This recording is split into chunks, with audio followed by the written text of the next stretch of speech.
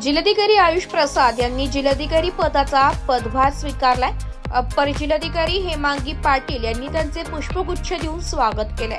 यावेळी जिल्हा परिषदेचे मुख्य कार्यकारी अधिकारी ओमकार पवार, निवासी उपजिल्हाधिकारी रोहित कुमार राजपूत, उपविभागीय अधिकारी अर्पिता ठुबे नाशिक, डॉक्टर पवन दत्ता इगतपुरी, उपजिल्हाधिकारी तुकाराम हुलवडे प्रशासन, उपजिल्हाधिकारी सीमा हिरे, जिल्हा नियोजन अधिकारी दत्ता आव्हाड, जिल्हा सूचना व वाय विज्ञान अधिकारी विक्रम कुमार, तहसीलदार पंकज पवार, वैशाली आव्हाड, उषा राणी देवगुणे, मंजुषा घाटगे, आबासाहेब तांबे यांच्यासह वरिष्ठ अधिकारी व कर्मचारी उपस्थित होते। जिल्हाधिकारी श्री प्रसाद यांनी अधिकाऱ्यांशी संवाद साधत प्रशासनाची माहिती घेतली आहे। त्यांनी सांगितले की कोणतेही काम प्रलंबित ठेवू नका, गतिमान आणि पारदर्शी कारभार ठेवा, वेळेत सर्व कामे मार्गी लावावीत, ई ऑफिसचा वापर करावा, केंद्र आणि राज्य शासनाच्या विविध योजनांची प्रभावीपणे अंमलबजावणी करावी।